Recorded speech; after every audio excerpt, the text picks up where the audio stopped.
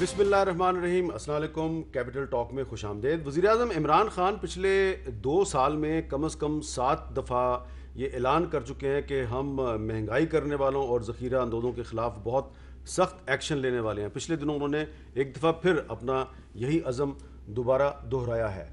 آج ہم آپ کے سامنے یہ بات رکھیں گے, یہ سوال رکھیں گے کہ پاکستان میں مہنگائی کیوں ہو رہی ہے اور اس پہ کیسے قابو پایا جا سکتا ہے. لیکن اس سے پہلے یہ جاننا ضروری ہے کہ آپ کو پتہ ہونا چاہیے کہ پاکستان میں جی ڈی پی گروتھ کی شرح افغانستان سے بھی کم ہے, اور پاکستان میں افراط زر کی شرح افغانستان سے بھی زیادہ ہے. افغانستان کا ذکر میں اس لیے کر رہا ہوں کہ یہ ساؤتھ ایشیا کا سب سے اقتصادی لحاظ سے کمزور ملک سمجھا جاتا ہے. تو یہ آپ دیکھ لیں, انفلیشن جو جی ڈی پی گروتھ ہے یہ پاکستان میں 0.50% ہے اور انڈیا میں 5.40% ہے, اور افغانستان میں یہ 2.50% ہے. اور جو انفلیشن ہے یہ بھی آپ دیکھ لیں کہ یہ پاکستان میں 12% ہے اور انڈیا میں 3.5% ہے. تو یہ جو صورتحال ہے یہ کیوں ہے, اور پاکستان افغانستان سے بھی پیچھے رہ گیا. تو اس پر آج ہم نے گفتگو کرنی ہے. ہمارے ساتھ موجود ہیں دو ایسے سیاستدان جن کا براہ راست اقتصادیات کے ساتھ, اکنامکس کے ساتھ تعلق ہے, اور تعارف کراؤں گا. ہمارے ساتھ موجود ہیں جناب صداقت عباسی صاحب, پی ٹی آئی کے رکن قومی اسمبلی ہیں اور اسٹینڈنگ کمیٹی فار فنانس کے ممبر ہیں اور اکنامکس کے استاد رہے ہیں. اسلام آباد راولپنڈی کے بہت سے لوگ ان کو جانتے ہیں کہ یہ 17-18 سال تک اکنامکس پڑھاتے رہے ہیں اور بڑے اچھے تعلیمی اداروں میں پڑھاتے رہے ہیں, لیکن بہت کم لوگوں کو اس بات کا پتہ ہے. ہمارے ساتھ موجود ہیں جناب دانیال عزیز صاحب, مسلم لیگ نون کے رہنما ہے, سابق وزیر ہیں اور اکنامکس پہ ان کی بڑی گہری نظر ہے. صداقت عباسی صاحب, پہلے میرا سوال یہی ہے کہ پاکستان میں مہنگائی تو سب کو پتہ ہے بہت بڑھتی جا رہی ہے, لیکن کیا وجہ ہے کہ ورلڈ بینک کے اعداد و شمار کے مطابق پاکستان میں انفلیشن افغانستان سے زیادہ ہے اور جی ڈی پی گروتھ جو ہے وہ افغانستان سے بھی کم ہے؟ میر صاحب بہت شکریہ. دو چیزوں کی الگ الگ وجوہات ہیں. مہنگائی پاکستان میں یہ پچھلے 1.5-2 سال سے بہت زیادہ ہے, اور شاید اگر ہماری حکومت کو کوئی پولیٹیکل چیلنج ہے, کوئی ہمیں سیاسی چیلنج ہے, تو وہ سوائے مہنگائی کے اور کوئی نہیں ہے. لیکن مہنگائی ایک چیز کی بائی پروڈکٹ ہے کہ جب بھی آپ معیشت کو مضبوط کرنے کے لیے, اس کو ریفارم کرنے کے لیے, اس کی اندرونی کمزوریوں کو دور کرنے کے لیے جب آپ سخت میجرز لیں گے تو اس پہ مہنگائی کا ایک اثر آئے گا. جو ہمارا خیال تھا کہ پہلے 1.5-2 سال ہم اکانومی کو اندر سے مضبوط کریں گے, ایک ریفارم کریں گے اور پھر لوگوں کو ریلیف دیں گے, جو تھوڑا سا کووڈ کی وجہ سے تھوڑا سا وہ چیز زیادہ کنٹرول سے باہر چلی گئی, چیزیں انڈسٹریز بند ہوں گئی, لاک ڈاؤن آ گیا. تو یہ جو سب سے بڑا وجہ مہنگائی کی ہے کہ جب ہم نے حکومت لی تو ہمارا جو تجارت اور کرنٹ اکاؤنٹ کا خسارہ تھا وہ $20 ارب تھا.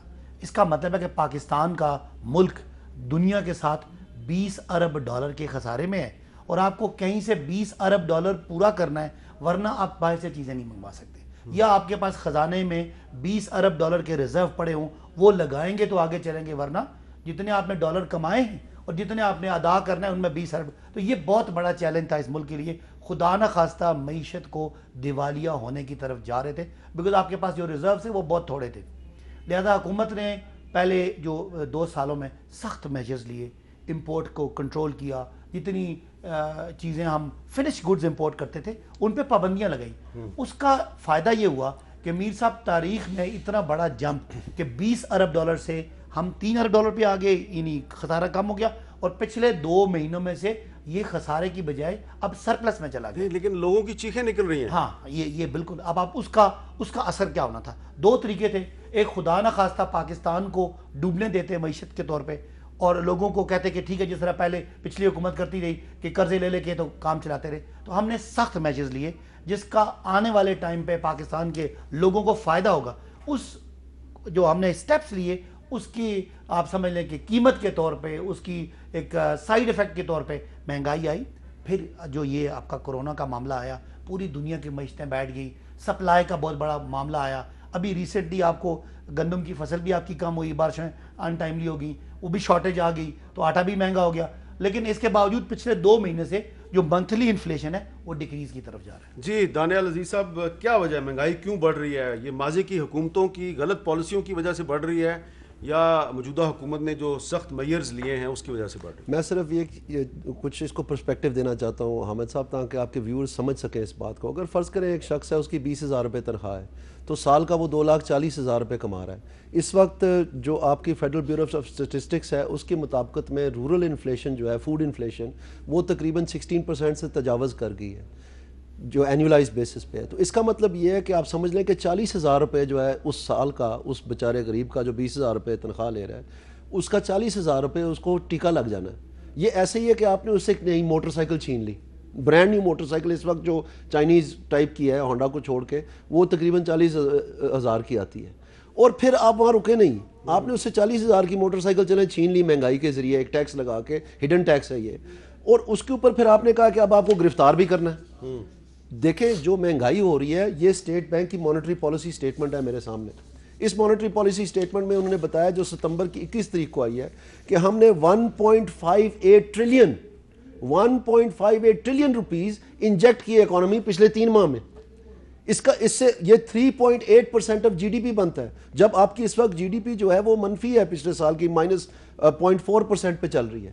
تو آپ نے اتنا بڑا ٹیکہ لگا دیا. ایون اگر آپ گوبھی اگانا چاہیں، کوئی بھی سبزی اگانا چاہیں، تو آپ کو کم از کم 3 سے 6 ماہ لگتے ہیں اس کو تیار کر کے مارکیٹ میں لانا. تو پروڈکٹ وہی ہے جو ہے، پیچھے سے آپ نے منی سپلائی ایگریگیٹس کی جو ہے نا پٹاخہ نکال دیا، اور یہ پیسے ان کو ملے ہیں نیگیٹو انٹرسٹ ریٹ پہ، یعنی 7% پہ آپ کی انفلیشن 9% پہ ہے، 7% کا آپ کا بینک ریٹ ہے. آپ نیگیٹو انٹرسٹ ریٹ پہ لوگوں کو پیسہ فراہم کر رہے ہیں جن کی بینکوں تک رسائی ہے. 1 منٹ مجھے مکمل کرنے دیں. اور وہ چند لوگ ہیں. آپ نے ٹیکس لگا دیا، انڈائریکٹ ٹیکس، ایک ہڈن ٹیکس، انفلیشن ٹیکس آپ نے ساری قوم پہ لگا دیا کہ ان لاڈلوں کو جن کو آپ بلا کے میٹنگیں کرتے رہے ہیں کہ خدا را کوئی اکانومی انویسٹ کر دیں، ان کو آپ یہ پیسے پکڑا رہے ہیں اصل میں. ٹھیک ہے جی، کتنے 1.58 ٹریلین کون کہہ رہا ہے؟ یہ اسٹیٹ بینک کہہ رہا ہے. اچھا، اب مزے کی بات یہ ہے کہ یہ آپ کی آئی ایم ایف کے ساتھ اگریمنٹ ہے گورنمنٹ آف پاکستان کی، جس کی آج کل ٹرانچ کی نیگوشیٹ، ان کو ٹرانچ نہیں ملی، انہوں نے وائلیشنیں کی، انہوں نے کووڈ کے لیے تھوڑا پیسہ دے دیا، آج کل یہ نیگوشیٹ کر رہے ہیں. اس میں انہوں نے یہ کہا ہے 19 میں، یہ گورنمنٹ آف پاکستان کی اپلیکیشن ہے جس پہ ڈیل ہوئی ہے، انہوں نے کہا ہے to this end it will maintain a positive policy rate in real terms. یعنی یہ جو اب آج کل نیگیٹو ہے، آئی ایم ایف کے ساتھ یہ کمٹ کیے ہوئے ہیں کہ اس کو ہم پازیٹیو رکھیں. کیوں؟ ہیڈ لائن کیا ہے؟ State Bank will maintain appropriate tight monetary policy to guide inflation and inflation expect, یعنی مہنگائی کو ہم کنٹرول کریں گے شرح سود سے. یہ ان کو پتہ ہے. اور انہوں نے اپنے پلان میں، یہ گورنمنٹ آف پاکستان کا ڈاکیومنٹ ہے، انہوں نے اس میں 6.5% جو ہے اپنا اس سال کا ٹارگٹ دیا ہوا ہے انفلیشن کا، یعنی مہنگائی کا ٹارگٹ ہے کہ ہم نے یہ کرنی ہے. ہماری کوششیں ہیں کہ ہم یہ کریں. جان بوجھ کے مہنگائی کر رہے ہیں، یہ خود کر رہے ہیں ساری مہنگائی، لیکن وہ کہہ رہے ہیں کہ اس لیے کر رہے ہیں تاکہ لانگ ٹرم فائدہ ہو. ایک منٹ میں ایک جملہ میں عرض کر دوں. اسی اگریمنٹ میں جو آئی ایم ایف کے ساتھ ان کے فائنانس منسٹر صاحب نے کیا تھا 7 جون میں، اس میں پیرا 18 میں انہوں نے یہ بتایا ہے جو to correct imbalances and support the build up of reserves State Bank is committed to flexible market determined exchange rate.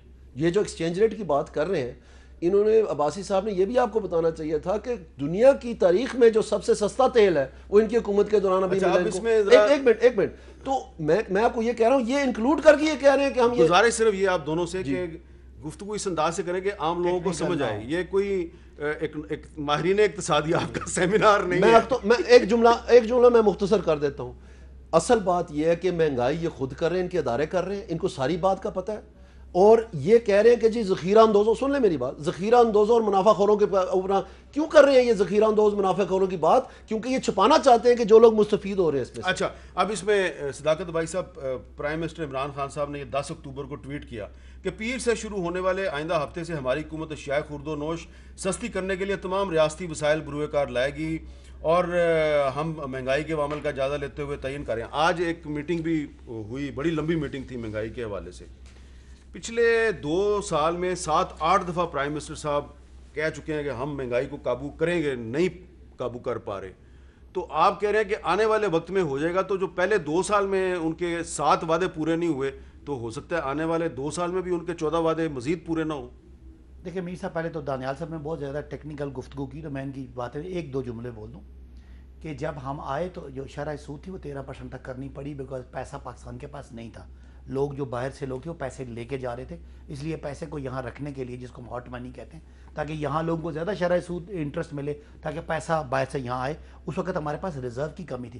آپ کو دیکھا کہ بتدریج اس کو ہم نے کم کر کے اب وہ 7.5-8% تک آ گیا، جس کی یہ مائنس کی بات کر رہے ہیں. ایک لحاظ سے ٹھیک بات کر رہے ہیں کہ مہنگائی زیادہ ہے اور جو بندہ پیسے لگاتا ہے اس کو کم ملتے ہیں، لیکن یہ سارا اس لیے کیا کہ آج پاکستان میں ایک ریکوری شروع ہو گئی ہے. آپ کا کنسٹرکشن کا بزنس تیزی سے بڑھنا شروع ہو گیا، آپ کے سیمنٹ کی ریکارڈ سیلز ہو رہی ہیں، آپ کا جو کنسٹرکشن مٹیریل ہے اس کی ریکارڈ سیل ہو گئی ہے. مجھے پرسوں سی ڈی اے والے بتا رہے تھے کہ پچھلے 5 سال سے وہ نقصان میں تھے. ایک منٹ، اس دفعہ 21 ارب کے منافع میں سی ڈی اے بالکل صحیح کہہ رہے ہیں، لیکن جو کنسٹرکشن انڈسٹری سے وابستہ مزدور ہے، محنت کش ہے، اس کے ویجز کے بارے میں تو حکومت نے کوئی طے نہیں کیا. یعنی کہ غریب آدمی کو فائدہ نہیں، امیر آدمی کو فائدہ. نہیں میر صاحب، اگر وہ بیچارہ بالکل بے روزگار بیٹھا ہے، جس طرح کی بے روزگاری ہے، اور ہماری اپوزیشن تنقید کرتی ہے، جائز تنقید ہے کہ پوری دنیا میں گروتھ نیگیٹو ہوگی، -4% ملکوں کی گروتھ ہوگی، تو اس کی وجہ سے ایک دفعہ اس کو ریوائیو کرنا اور یہ پہیہ چلانا ہوتا ہے ایک دفعہ. یہ پھر سنو بال ایفیکٹ ہوتا ہے. ابھی حکومت کامیاب ہوگی اس معاملے میں 2 چیزوں میں. ایک، ہمارے پچھلے 2 مہینوں سے باہر سے پیسہ جو ریمیٹنسز آ رہے ہیں وہ بہت تیزی سے بڑھا ہے. اللہ کا بڑا شکر ہے کہ آپ کے ریزرو بڑے مضبوط ہو رہے ہیں، جو مضبوط ملکوں کی ایک نشانی ہوتی ہے. دوسری بات یہ کہ جو آپ کا اس وقت موٹر سائیکل پاکستان کی تاریخ کا سب سے زیادہ پچھلے 2 مہینوں میں خریدا گیا ہے، جو ایک پازیٹیو سائن ہے کہ ہم ریکوری کی طرف جا رہے ہیں. واقعی بہت برے حالات تھے، واقعی بہت گروتھ کم تھی. آپ کی جو اکنامک ایکٹیویٹی ہے، جو آپ کی معاشی ساری ایکٹیویٹی ہے، وہ بالکل نیچے گئی ہوئی تھی. اس کو اٹھانا مقصد ہے، اس وجہ سے انٹرسٹ ریٹ کم کیا. اور یہ جو کہہ رہے ہیں کہ وعدے، یہ جو ورلڈ بینک کہہ رہا ہے کہ جی ڈی پی گروتھ جو ہے وہ فائنینشیل ایئر 2021 میں پاکستان کی 0.50% ہوگی. یہ 2021 چل رہا ہے، اسی سال کی بات ہو رہی ہے. یہ 2021 میں ہم ہیں. اس میں گروتھ اس لیے کہ اس سے پچھلے سال نیگیٹو تھی. ذرا آپ OECD کنٹریز کی گروتھ چیک کر لیں، اکثر کنٹریز کی گروتھ نیگیٹو ہے. میر صاحب، جب آپ کا ملک، آپ کے کارخانے، آپ کی سڑکیں، آپ کا ٹورزم، آپ کے ہوٹل، آپ کے ریسٹورنٹ 5 مہینے بند رہیں گے تو پورے ملک کی جو نہیں، لیکن بنگلہ دیش میں بھی بند رہے، افغانستان میں بھی بند رہے، سری لنکا میں بھی بند رہے، پاکستان سب سے نیچے ہے. نہیں، پاکستان کے جو کرونک معاشی مسائل تھے، جو میں آپ کو بتا رہا ہوں، پاکستان میں بجلی کے معاہدے ہیں، ان لوگوں نے معاہدے کیے تھے کیپیسٹی پہ. آج ہم بجلی مہنگی کر کے بھی وہ جو خسارہ ہے وہ 2200 ارب روپیہ آپ نے اور میں نے کسی طرح دینا ہے. تو ایک چیز یہ، میں صرف یہ بات، اتنی مہنگی انرجی کے منصوبے، چاہے وہ LNG ہے، چاہے وہ بجلی ہے، وہ اس ملک کے ساتھ ایک ابھی بھی ہم انرجی کے بحران میں ہیں. اور بحران کی وجہ غلطی، یہ جو آپ نے جو پوائنٹ دیا ہے دانیال صاحب، یہ بڑا ویلڈ پوائنٹ ہے کہ ٹھیک ہے مہنگائی بڑی زیادہ ہو گئی ہے، لیکن کنسٹرکشن انڈسٹری میں بڑا بوم آیا. موٹر سائیکلیں جو ہیں ان کی سیل میں ریکارڈ اضافہ ہو گیا، تو یہ بھی تو ہے. سیل میں یہ میں آپ کو بتانا چاہتا ہوں جی، یہ پہلے اور ریمیٹنسز میں بھی اضافہ ہو گیا. اشفاق حسن خان صاحب کے دور میں یہ باتیں بتاتے تھے کہ دیکھیں جی خوشحالی ہے، موٹر سائیکل کے ایڈ جو ہیں پگڑی والوں کو دکھا رہے ہیں. تو ملک کا دیوالیہ نکل رہا تھا ان دنوں میں. یہ جن لوگوں کے پاس گاڑیاں تھیں وہ بیچ کے موٹر سائیکلوں پہ آ گئے ہیں بیچارے، اور ہم خوش ہو رہے ہیں کہ جناب کار سیلز کہاں گئی ہیں؟ وہ کولیپس نہیں کر گئی، بند ہو گئی تھی. Honda motor company, Toyota motor وہ تو کار تو امیر آدمی خریدتا ہے نا، لیکن موٹر سائیکل تو مڈل کلاس والا. موٹر سائیکل اوپر آ کے گاڑی کی سیلز نیچے چلے گی. آپ کا کیا خیال ہے کیا ہو رہا ہے؟ جو لوگ گاڑی پہ تھے وہ بیچارے موٹر سائیکل پہ آ رہے ہیں اور ہم خوش ہو رہے ہیں. یار حد ہو گئی ہے. اچھا، یہ انٹرپریٹیشن مطلب ہے کہ یہ کوئی خوش ہونے والی بات ہے؟ اس کا مطلب ان کا دیوالیہ نکل گیا بیچاروں کا. لوگ اپنی بھینسیں بیچ رہے ہیں، اپنی زمینیں بیچ رہے ہیں، ان کا گزارا نہیں ہو رہا، بچوں کی فیسیں نہیں دی جا رہی، اور ہم کہ جی دیکھیں انہوں نے بھینس بیچے کتنے پیسے اس کو مل گئے. تو میں آپ کو یہ کہنا چاہ رہا ہوں، دیکھیں ایک بات تو اچھی ہے کہ عباسی صاحب مان گئے اس بات کو. دیکھیں جب یہ آپ مانیٹری پالیسی لوز کرتے ہیں نا تو اس کا ایک لیگ پیریڈ ہوتا ہے. میں آپ کو یہ کہہ رہا ہوں کہ جو ابھی آپ کو مہنگائی نظر آ رہی ہے نا، یہ پہلی بوندیں ہیں. یہ جانا ہے کام آسمان پہ، آپ تیاری پکڑیں. یہ 18-20% کہیں آؤٹ آف ریچ نہیں ہے. لیکن آپ کا دل نہیں چاہتا کہ یہ آسمان پہ مہنگائی نہ جائے اور مہنگائی یہیں پہ کنٹرول ہو جائے، اور اس میں اپوزیشن بھی ایک رول پلے کرے اور ایک کوئی اس کنٹرول کرنے کا طریقہ ہے. سولوشن ہے نا جی. سولوشن کیوں نہیں ہے؟ سولوشن یہ ہے جو انہوں نے IMF کو لکھ کے دیے. دیکھیں اگر آپ کہتے ہیں یہ بات کہ آپ لوگوں کو مطلب یہ جھانسا دینا چاہتے ہیں یا دھوکہ دینا چاہتے ہیں کہ جناب پروونشل گورنمنٹس کی ذمہ داری ہے پرائس کنٹرول اور وہ کریں، اور ہم ٹائیگر فورس کو بازاروں میں بھیج رہے ہیں، ٹھیک ہے، اور پیچھے سے آپ بیٹھ کے یہ ساری رپورٹ کہہ رہی ہیں کہ مہنگائی آپ خود کر رہے ہیں مانیٹری پالیسی کے ذریعے، تو پھر یہ تو بہت بڑی زیادتی ہے. نمبر 1. اگر آپ نے ٹائیگر فورس بھیجنی ہے تو منسٹری آف پلاننگ بھیجیں جنہوں نے کہا ہے کہ ہمارا ٹارگٹ ہے 6%. ٹائیگر فورس بھیجنی ہے تو اسٹیٹ بینک بھیجیں جو IMF کو لکھ کے دے رہا ہے کہ اپنی مانیٹری پالیسی اسٹیٹمنٹ میں کہہ رہا ہے کہ ہم نے 9% ٹھیک ہے اچھی جا رہی ہے ہماری مہنگائی جو ہے. آپ ان کو منسٹری آف فائنانس میں بھیجیں جو IMF کے ساتھ اگریمنٹ کی ہے کہ ہم پازیٹیو ریل ایکسچینج ریٹ رکھیں گے جو آج کل نیگیٹو کیا ہوا ہے مانیٹری پالیسی کمیٹی نے. اچھا یہ جو ٹائیگر فورس آپ کے اگر آپ نے مہنگائی ٹھیک ہے کیوں نہیں کنٹرول ہوئی 2 سال میں؟ ذخیرہ اندوز کو تو آپ پکڑ کے ٹی وی کے ان کے ناک میں سے آپ نے دم نکال دیا تو کیوں نہیں پھر آئی مارکیٹ میں؟ چینی تو ڈبل ہوگی. کون سا ذخیرہ اندوز پکڑا گیا؟ یہ ٹی وی پہ آپ روز دیکھیں مائک پکڑ کے ایک ایسی صاحب جا رہے ہوتے ہیں کہ جناب یہ دیکھیں ہم نے بوریاں ڈھونڈ لی فیصلہ آباد میں, یہ دیکھیں ہم نے بوریاں ڈھونڈ لی. شوگر کمیشن کی انکوائری رپورٹ میں جو ذخیرہ اندوز تھا وہ تو پاکستان سے بھاگ گیا. نہیں وہ بہت سارے تھے. ایکسکیوز می 1 سیکنڈ, اس کا یہ 1977 کے. اچھا ایک minute, excuse me one second. Daniyal Aziz صاحب نے ٹائیگر فورس کا ذکر کیا تو ٹائیگر فورس جو ہے اس کے بارے میں جو ہمارا تاجر طبقہ ہے وہ کیا کہتا ہے؟ یعنی کہ ہمارا یہ خیال ہے کہ یہ جو ہماری مارکیٹوں میں تاجر بیٹھے ہوئے ہیں نا یہ مہنگائی کر رہے ہیں. تو جب ہم نے ان سے پوچھا کہ بھائی ٹائیگر فورس آئے گی تو آپ کیا کریں گے, انہوں نے کیا جواب دیا ذرا سنیں. ٹائیگر فورس آ بھی جائے تو ٹائیگر فورس کیا کر لے گا؟ یعنی وہ تو دکاندار کے سر پہ تو نہیں بیٹھ جائے گا. اس حکومت نے 2 سال کے اندر عوام کو کوئی رسپانس ایسا نہیں دیا ہے جس کے اندر عوام کے لیے کوئی مسائل ہوں. اگر تو یہ حکومت کام نہیں صحیح طریقے سے کر رہی تو ان کو چاہیے چھوڑ دینا, خان صاحب کو سیٹ چھوڑ دیں, اگلی حکومت کو چانس دیں. کرونا کے دوران آتے تھے کہتے تھے ہم ٹائیگر فورس والے ماسک پہنے یہ وہ, باقی ادروائز ہم نے کبھی نہیں دیکھی. ٹائیگر فورس میں بالکل ہول سیلوں کو کنٹرول کرنا چاہیے. وہاں سے ہمیں مال اپنے کسٹڈی میں لے کے دیں, پھر ہمیں ریٹ دیں, ہم اس ریٹ پہ بیچیں گے مال. دکاندار کتنا ذخیرہ کر سکتا ہے, اس کے پاس کتنے پیسے ہیں. ریٹ جو بڑھے ہیں نا وہ گورنمنٹ کے اینڈ پہ بڑھے ہیں, وہ گورنمنٹ کے رائٹ لیفٹ, ان کے پرائم منسٹر کے رائٹ لیفٹ کھڑے ہوئے ہیں, ان کی معاملات ہیں. صداقت بھائی صاحب, تاجر کہتے ہیں جو مارکیٹوں کے تاجر ہیں کہ ٹائیگر فورس کو بھیجنا تو مارکیٹوں میں نہ بھیجیں جہاں ہول سیل والے بیٹھے ہوئے ہیں بڑے بڑے آڑتی, ان کے پاس بھیجیں ٹائیگر فورس. صاحب یہ ٹائیگر فورس والے ایشو کو ایسے سیاسی بنا دی ہے. دیکھیں یہ آپ کا جو ڈپٹی کمشنر ہے یہ اس کی ذمہ داری میں ہے کہ وہ قیمتیں کنٹرول کرے. ڈپٹی کمشنر کے پاس اگر اسٹرینتھ نہیں ہے تو ٹائیگر فورس کے رضاکار جو ہے وہ اس کی اسٹرینتھ میں اضافہ کریں گے. ان کے پاس کوئی ایسا اختیار نہیں ہے. لیکن آپ نے جو پرائم منسٹر عمران خان نے 11 اکتوبر کی ٹویٹ میں کہا ہے آئندہ ہفتے کے روز میں کنونشن سینٹر میں اپنی ٹائیگر فورس سے ملوں گا, تب تک ہمارے رضاکار اپنے قرب و جوار میں باقاعدگی سے دال, آٹا, چینی اور گھی کی قیمتیں معلوم کریں. یہی بات ہے نا, آپ نے وہی پڑھ دیا, میں وہی بولنے کا تھا. ٹائیگر فورس کا صرف یہ کام ہے کہ جو پرائس گورنمنٹ نے آپ کی ایڈمنسٹریشن نے طے کیا کیا وہی مارکیٹ میں ہو رہی ہے یا کوئی دکاندار زیادہ, صرف رپورٹنگ ہے. ان کے پاس کوئی اختیار نہیں ہے کہ وہ جا کے کسی کے گریبان پکڑیں گے اور رپورٹ کریں گے کہ یہاں جی آج اگر کسی سبزی کی قیمت 70 روپے کلو ہے اور اس مارکیٹ میں 80 بک رہی ہے تو یہ تو ایک بہت آپ کو اپریشیٹ کرنا چاہیے کہ وزیر اعظم نے اس قوم کے خرچے کے بغیر 1 ملین رضاکار دے دیے جو آپ کو کسی کام کے لیے استعمال جی دانیال صاحب, اس میں اعتراض والی کون سی بات ہے؟ نہ تنخواہ دینی پڑی ہے نہ وہ کسی کے کام میں مداخلت کریں گے. جن قوانین کے عباسی صاحب بات کر رہے ہیں نا یہ مئی کی 25 تاریخ 1977 میں نافذ ہوئے تھے. بھٹو کے ریموول کے ایک مہینہ پہلے جون 7 کو غالباً وہ ریموو ہوئے تھے 77 میں. ٹھیک ہے جی, یہ کمیونسٹ دور کا قانون ہے اور یہ بنایا گیا تھا کیونکہ نیشنلائزیشن کے بعد پروڈکشن جو ہے وہ سلمپ کر گئی تھی, بیوروکریسی نے اس کی تہز نہز پھیر دی ساری.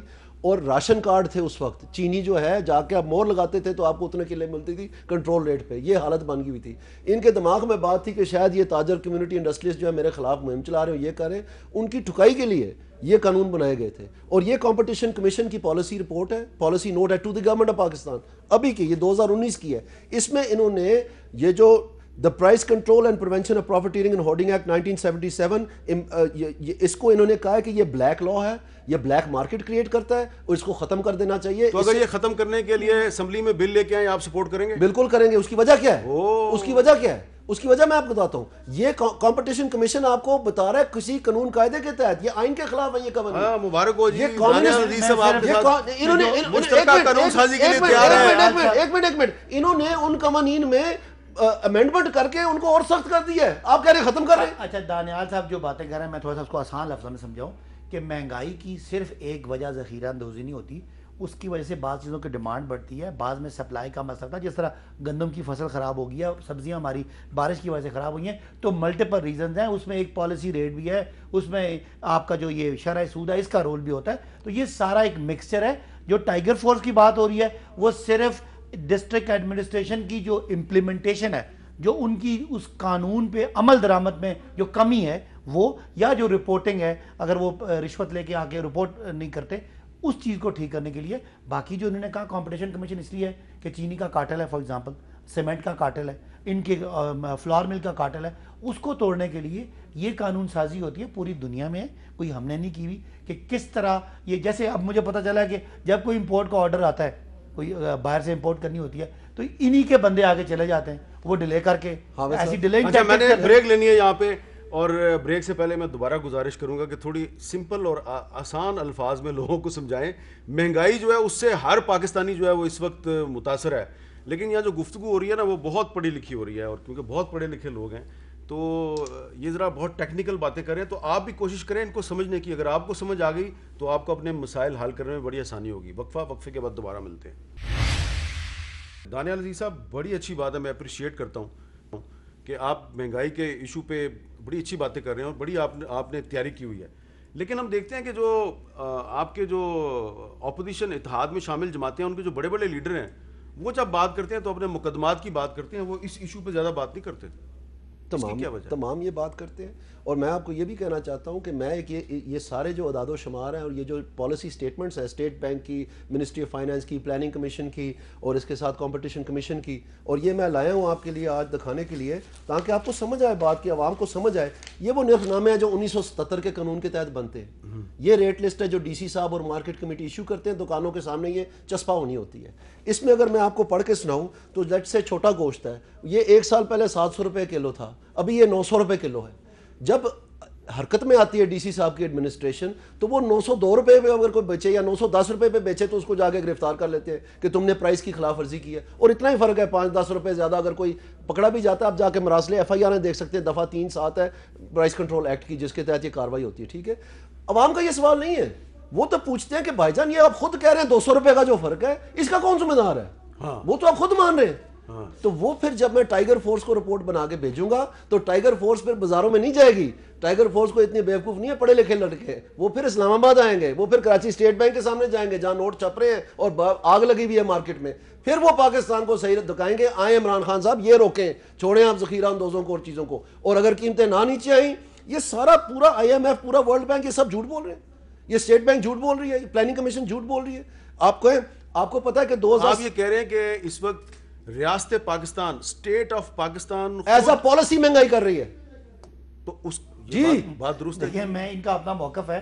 آپ کا جو سوال تھا وہ یہ تھا کہ جو اپوزیشن والے یہ کٹ کر رہے ہیں ان کو کسی, آپ مجھے پیپلز پارٹی کی, پی ایم ایل این کی یا مولانا فضل الرحمان سے کسی آدمی کی کوئی یہ جو ابھی جو کرنا چاہ رہے ہیں یہ کیا ڈیموشن موومنٹ جو ہے, یہ اس کی اگر کوئی ایسی کوئی ایک تقریر بتا دیں جو انہوں نے کہا کہ اس طرح نہیں اس طرح کریں, کوئی آپشن ان کے پاس نہیں ہے.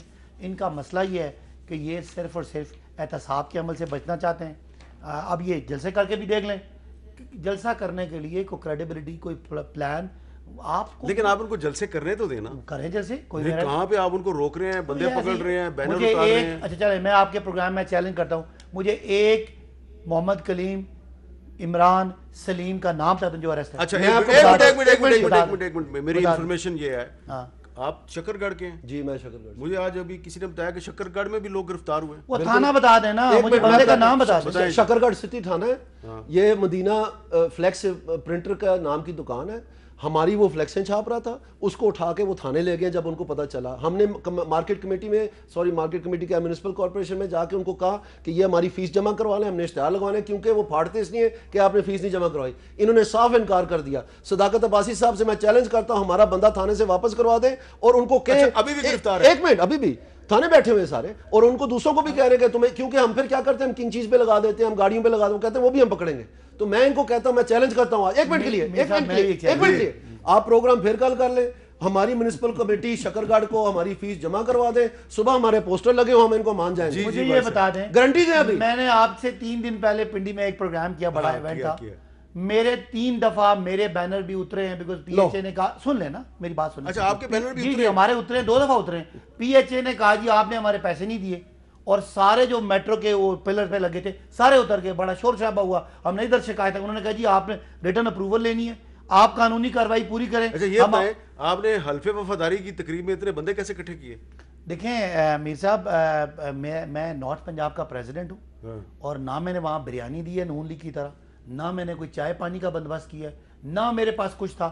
صرف ایک چیز ہے کہ سیاست کو وڈیروں اور ڈیروں سے نکال کے سڑک پہ لے کے آئیں اور ایک نئی تنظیم. لیکن فواد چودھری صاحب اور شیخ رشید صاحب یہ سارے کہہ رہے ہیں کہ اپوزیشن جلسے نہ کرے, کرونا پھیلے گا. تو آپ کے جلسے سے نہیں کرونا پھیلتا؟ دیکھیں, جب سے مجھے میرے جلسے میں بھی اسد عمر صاحب نے پابندی لگا دی تھی ایک دن پہلے, یہ میرا تقریباً ایونٹ تقریباً کوئی 15 دن پہلے کا پلان ہوا ہے. آج سے میں نے جو دھوبی گھاٹ میں فیصل آباد میں بھی اعلان کیا ہے, لیکن اگر یہ کہیں گے تو ہم بند کر دیں گے.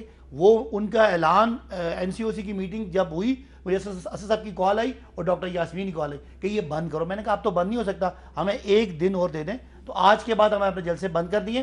لیکن جو بات کرنے والی ہے کہ بھائی اجازت لیں, قانون کی آپ بڑی باتیں کرتے ہیں, وہ تو کہہ رہے ہیں پیسے جمع ہماری کریں. درخواست کمیٹی کے پاس موجود ہے, وہ ہمارے پیسے نہیں لے رہے. دیکھیں پیسے نہیں لے رہے. آپ پلیز سمجھے میں کیا کہہ رہا ہوں. سنیں آپ اس کو کورٹ میں لے جائیں, یہ تو کوئی بات نہیں. جمعے کو جلسہ ہے تو ہم ان کو کورٹ میں لے جائیں. دیکھیں نا, یہ تو ایک بہانہ ہے, یہ تو آئین اور قانون کے ماننے والے ہیں. مجھے وہ یاد ہے جب میر صاحب ہم یہاں آیا کرتے تھے تو یہ ہمیں مارا بھی کرتے تھے, ہمیں ٹیئر گیس بھی کرتے تھے, ہم چھپ چھپ کے ان گلیوں سے جایا کرتے تھے. آج تو آپ کو آزادی ہے, آپ کے پاس کچھ نہیں ہے. ہمارے پاس عمران خان تھا, ہمارے پاس سچائی تھی, ہمارے پاس کریڈیبلٹی تھی, آپ کے پاس ہے نہیں, بہانے بنا رہے ہیں. اچھا ان سے بات کرتے ہیں میں, لیکن وقفہ لینے سے پہلے میں یہ کہ آج کچھ چینلز پہ یہ خبر نشر ہوئی تھی ذرائع کے حوالے سے کہ NCOC نے کہا جی کہ جو تمام ملک بھر ہے اس میں اجتماعات پر پابندی لگا دی جائے. لیکن ہمیں یہ پتہ چلا کہ NCOC نے ایسا کوئی فیصلہ نہیں کیا. ہاں گفتگو ہوئی ہے وہاں پہ, لیکن NCOC جو ہے وہ شاید یہ کہے گی کہ آپ اگر اجتماعات کرنے اجتماعات کرنے سے اگر آپ انکار نہیں کرتے ہو, ہر صورت میں کرنا ہے تو اس کے SOPs بنائیں. تو SOPs کی میں صحیح کہہ رہا ہوں. میں ابھی اسد عمر صاحب سے مل کے آیا ہوں, کیونکہ انہوں نے مجھے کل میرے سے بڑا ان کی تکرار ہوئی, بلکہ میسج بھی کیے کہ آپ نے غلط کام کیا, جس طرح ہوتا ان کو کرنا چاہیے تھا. تو انہوں نے آج کہا کہ ساری صوبائی حکومتوں کو آج ڈائریکشن چلی گئی NCOC سے کہ وہ اپنے SOPs بنائیں جلسوں کے, اجتماعات کے. ہمیں کوئی مسئلہ نہیں, گھوڑا بھی حاضر ہے, میدان بھی حاضر ہے. یعنی کہ صداقت بھائی صاحب نے تصدیق کر دیا ہے کہ اسد عمر صاحب نے کہا ہے SOPs بنائیں. NCOC نے یہ بالکل نہیں کہا کہ ملک بھر میں اجتماعات پر پابندی لگائی جائے. ایک وقفے کے بعد دوبارہ ملتے ہیں. وقفے سے پہلے صداقت بھائی صاحب کہہ رہے تھے کہ ہمیں لسٹ دیں, لیکن لسٹ تو پتہ نہیں ہے, لیکن کچھ نام تو دے دیے ہیں دانیال عزیز صاحب نے. لیکن گجرانوالہ میں جلسہ ہونا ہے اور جلسے کے ہوسٹ ہیں MNA جناب خرم دستگیر خان صاحب. انہوں نے آج ایک ویڈیو سٹیٹمنٹ جاری کیا, ذرا سنیں وہ کیا کہہ رہے ہیں. گجرانوالہ میں ریاستی دہشت گردی عروج پر ہے. سرکاری اہلکار مسلم لیگ نون کے بینر پھاڑ رہے ہیں.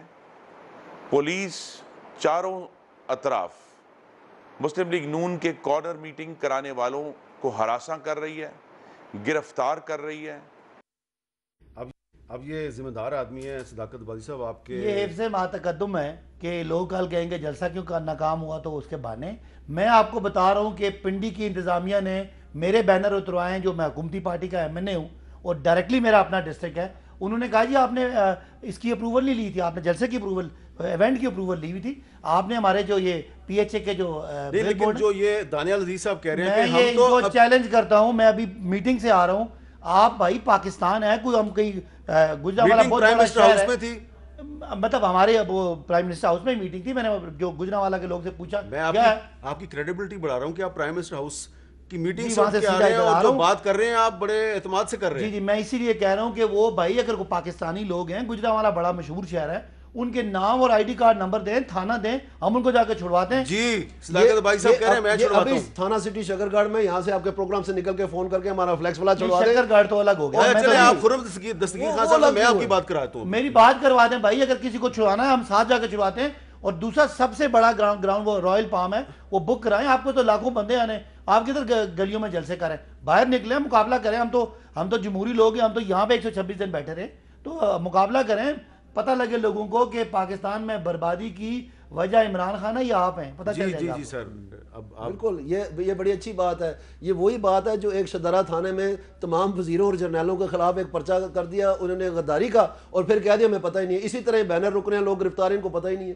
تو یہ تو بڑا آسان کام ہے. لیکن وہ تو پرچہ ختم ہو گیا. نہیں وہ ختم, تو یہ بھی جمعے کے بعد ختم کر دیں گے کہ جمعے کے بعد آپ بینر, جب جلسہ ختم ہو گیا تو جمعے کے بعد بینر کیا لگانے. وہ سیاسی کارکن ہمارے بھائی ہیں, کسی کو ہاں اگر کوئی فوج کے خلاف کو عدلیہ کے خلاف تقریر کرے گا, اگر کیپٹن صفدر صاحب نے کوئی تقریر کی ہے ان کے خلاف FIR وہ تو ایک الگ بات ہے, لیکن کسی سیاسی کارکن کو یہ صرف نواز شریف صاحب کے دور میں ہوا کہ عمران خان پہ دہشت گردی کا پرچہ ہوا, عارف علوی پہ دہشت گردی کا پرچہ ہوا. بار بار یہ وضاحت کرتے ہیں کہ, اور وہ جنرل سیکرٹری ہیں مسلم لیگ نون کے, کہ ہم کسی ادارے کے خلاف نہیں ہیں, ہم کسی ادارے کے خلاف کوئی تقریر نہیں کر رہے, تو آپ پھر کیوں کھینچ کے کہتے ہیں کہ جی یہ وہ کہتے ہیں ہم عمران خان کے خلاف نہیں ہیں, ہم ان کو لانے والوں کے خلاف ہیں.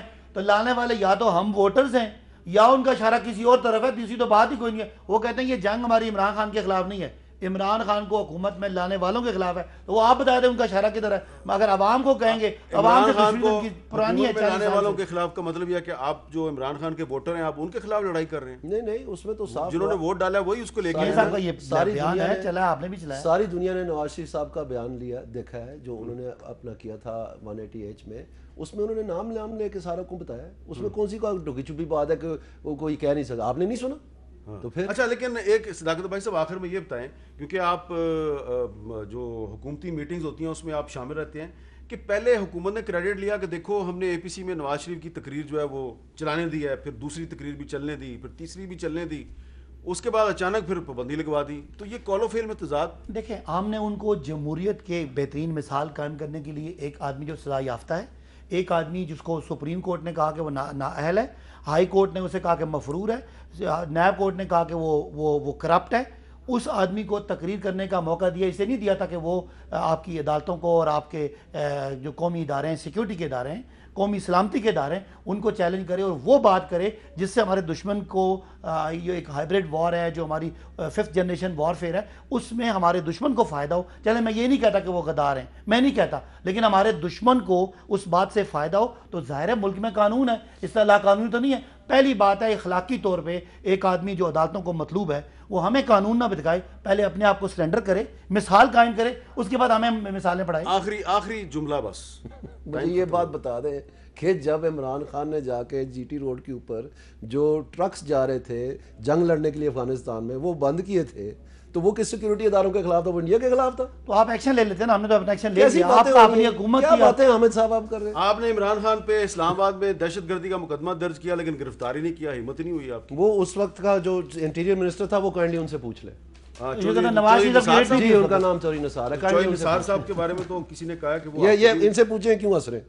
نہیں, میں کہا اس کا مطلب یہ ہے کہ ان کے وزیر داخلہ ان کے وزیر اعظم کی نہیں مانتے تھے, تو حکومت ہی کوئی نہیں پر, تو ہمارا الزام ٹھیک ہے. تو آپ کو تو ساری بات کا پتہ ہے یار. میں تو الزام لگا رہا ہوں. نواز شریف صاحب نہیں, میں کہہ رہا ہوں ان کا کیا اخلاقی جواز ہے جو اپنی حکومت میں اپنے قانون کو عمل درآمد نہیں کر سکا. آج بہت شکریہ صداقت بھائی صاحب, بہت بہت شکریہ. جناب دانیال عزیز صاحب اجازت دیجیے, اللہ حافظ.